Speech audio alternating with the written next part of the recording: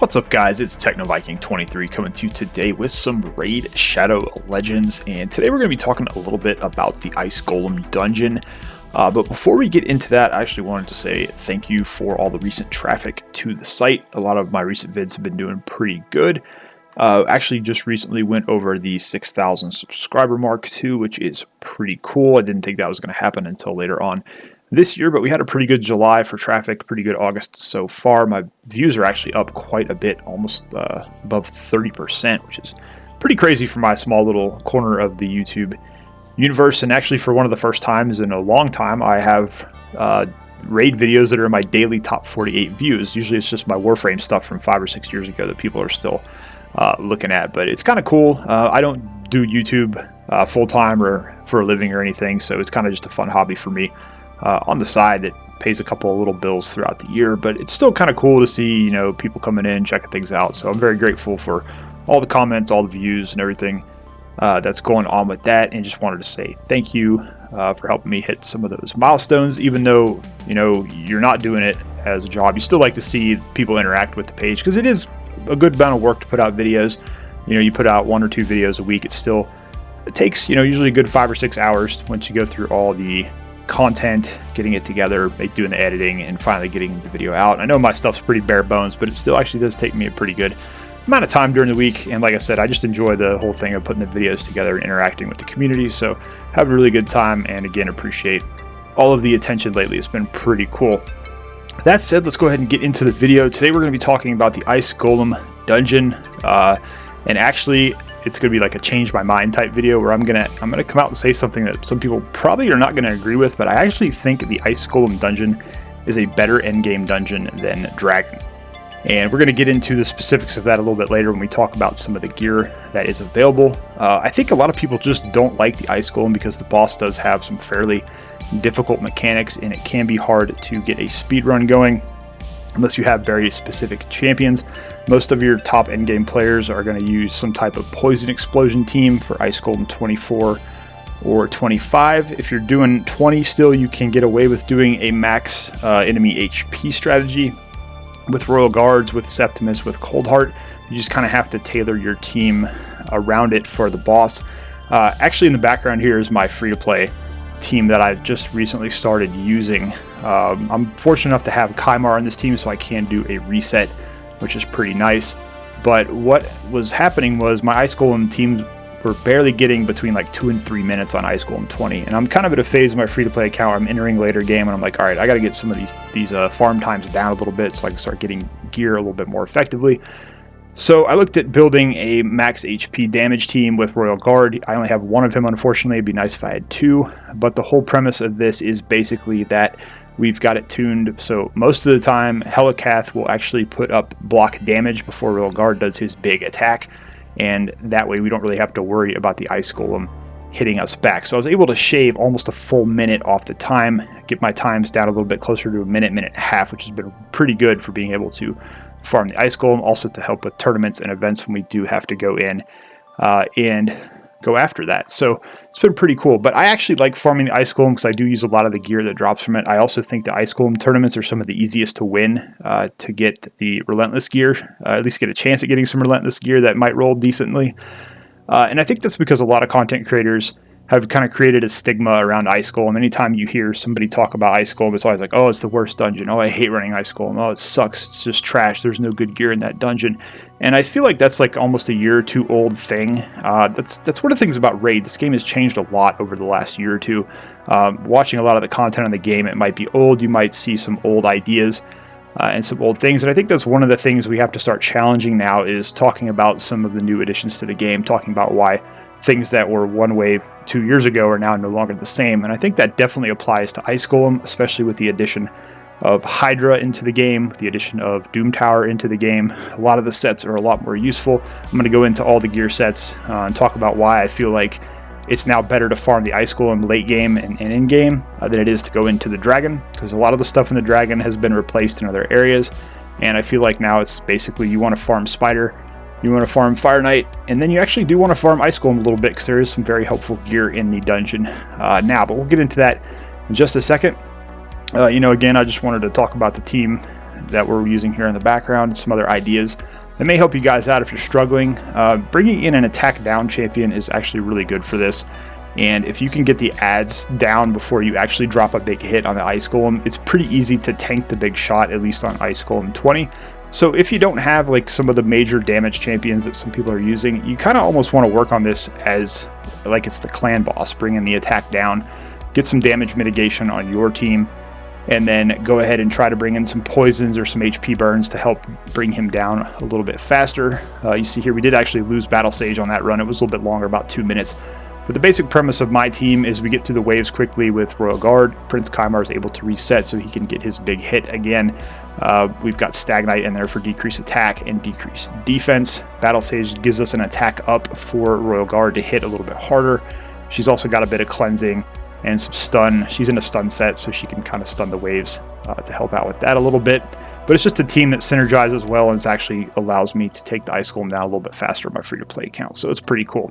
But with that said, guys, let's go ahead and get into looking at some of the gear and comparing Dragon and Ice Golem and talk about why Ice Golem is actually the better endgame dungeon. Alright, so here we are. We are actually in the Dragon's Lair page to kind of take a look at the gear that you can get from the Dragon's Lair. And again, we're talking mostly for later and end game here. This is not necessarily about early game.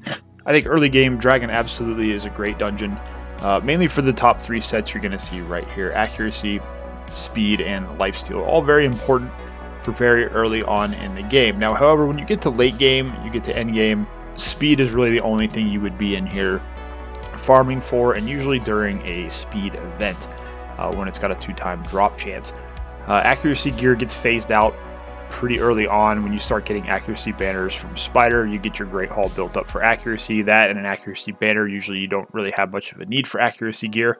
And perception gear has really kind of changed the way you look at farming Dragon, because you can get speed and accuracy from the same piece of gear. So perception has kind of taken over as a much better set than the accuracy set. Lifesteal has very niche use late game.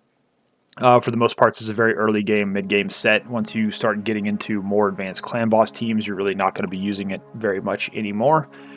Destroy really only has use for the Scarab King, and there's a lot of strategies coming out now where you don't even need it, so its importance is not as high as it was when Doom Tower first came out, but it's probably the only set besides speed you would really want to be in here farming for. To get for those, maybe you're trying to run like a solo Vergis or something and you want to get a good destroy set. Toxic is very niche use. You might run it on a Bat Eater comp in Clan Boss or one of the Demitha comps just to get a little bit of extra damage. Frost is essentially a troll set for some arena defense fun, but it's really kind of useless besides that. Same thing with Daze. Avenging, you can have some niche use here and there in arena. Maybe you want to put it on a Mountain King or somebody so they're getting a bunch of counterattacks, but it really doesn't see a whole lot of use. Stalwart, kind of the same thing. There's some clan boss teams that will make use of this. There are a couple Eternal Dragon teams that would use this as well, but again, it's a set that you're really not going to be going after a whole lot unless you're running a very specific comp. So once you get to a certain point of the game, the only reason you're going to be in here is to farm speed gear. So that's one set of gear out of all these that you really are even wanting to try to get. So it's just really not efficient in my eyes once you get into the later and the end game. But now if we go over to Ice Golem, and Ice Golem really honestly is not going to have that many more sets versus Dragon. Again, these top 4 here, pretty much all early game sets. The exception I would maybe say is crit rate. If you're having trouble getting crit rate on your gear, if you can get a couple of decent legendary crit rate pieces to get that 2-piece bonus, it's actually not too bad. You do get the plus 12 crit rate. But again, for that, there's some Doom Tower sets you would farm that would probably be a little bit better. When we get down to the bottom, though, that's when things start to pick up for Ice Golem, though, especially in the later game, and especially now with Hydra and the introduction of being able to provoke the Hydra. You've got the taunting set now. Its value has skyrocketed in the last month or so. A lot of people are putting this on their all AoE champs for Hydra, like Mother Sibel, so you can taunt and get the provoke out there and keep the Hydra from using some of its abilities. So this set has really gone up in value quite a bit. I've actually used this set in 3v3 arena on a couple champs just to troll, like on a Valkyrie when her AoE goes out and taunts and everybody has to keep attacking and getting hit back with the counterattack, so it's kind of fun. But we look at a couple of the other sets. Resistance. This is always an important set in the game in my eyes. Resistance is a stat. It's useful everywhere, especially in later game. It's needed in Hydra. It's needed in Doom Tower. It's needed on some of the harder dungeons. So it's actually really good. Good in faction wars. You're trying to resist some of those debuffs from some of the bosses. Retaliation set has also been pretty good, especially I believe it got buffed. So you got the 35% chance to counterattack whenever you get hit. So that's actually a really good set now. Useful in arena. And as Soda Dragon has pointed out to us in the past, this is a great set for some niche champions as well, like Vrask. You can turn off his other abilities. You put him in a retaliation set. He's always counterattacking with his A1. He's giving you healing. You're building up his turn meter, and he just keeps on attacking and attacking and attacking. And you can get a ton of heals out of him that way. Reflex set has always been very valuable, especially since it did get buffed as well. Any of your big max HP damage dealers, if you can't get them in like a Savage set like Cold Heart or Royal Guard, even Armiger, you can put them in Reflex. They're always getting that max HP damage skill back and able to use it again. This is really good for a lot of different champions if you're trying to get some abilities off cooldown a little bit faster. So that's kind of nice. Cursed set, I would say, is very niche use. There are some champions that benefit from this. Actually, Frostbringer is one that does benefit from this. And I've seen some higher level players use this on Morty McCab, so he's landing the heal reduction so that he always places his block buffs. So some very interesting use for the Cursed set. But I would say, again, Taunting, Reflex, Retaliation, Resistance. So you got 4 sets here that you actually can make really good use of in later end game. And you know, like I said, with Dragon now these days, it's really just the speed set that you're in there looking for if you are later on in the game. And you know, if you're going to be farming a dungeon, more often than not, it's going to be Fire Knight for the better sets that it has. But I really do think Ice Golem gets overlooked quite a bit. It gets hated on quite a bit by the community. I think that's mainly because it just can take a while to finish. You know, we're on the free-to-play account here. If you look at our level 20, we got it down to like a minute 15. Before, it was a lot higher than that. But it can be a very tough dungeon to build a team comp for. Thankfully, there's a lot of videos and resources out now about how to build a fast Ice Golem team. So if you can do it on stage 20, you can come in here and farm some of these later game sets. And I think it's just, they have a lot more value than what you get out of Dragon, because you aren't really getting much of that speed gear even on a 2x event. It just never really feels worth it. I mean, I farmed Dragon for 4 or 5 months before I finally got one piece of gear to upgrade my Arbiter. It was on my main account, so you know, if I'm going to farm a dungeon, obviously it's going to be Fire Knight first. And actually, though, I think Ice Golem now has some value outside of Fire Knight and Spider, especially for some late game stuff like Hydra and Doom Tower. So let me know what you think down below, guys. Obviously, this is probably going to be a hot topic because I know a lot of people love to hate on the Ice Golem. They think it's the worst dungeon in the game. They hate dealing with the boss and his, you know, his hard counterattacks. So let me know what you think down below. As always, I look forward to seeing your comments and having a discussion about the topic. But that's going to do it for this video, guys. As always, hope you guys are having a great day. Thanks as always for watching, and I will see you again next time.